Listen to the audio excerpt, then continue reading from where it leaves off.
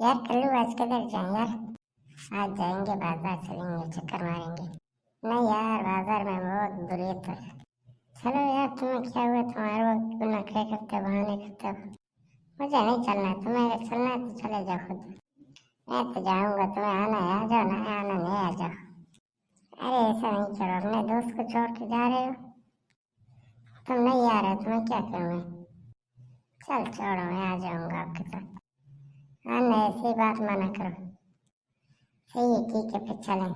क्या कहना है, क्या लेते हैं बाजार? वहाँ चल के पता चल जाएगा। देखते हैं क्या पसंद आ जाएगा हमें। लेकिन खाना तुम खिलाओगे। तुम इतने पतले हो, तुम्हें खाने की आदत पड़ी है क्यों? क्या करूँ, खाना खाते खाते मोटा नहीं हो रहा तुम्हारी तरह।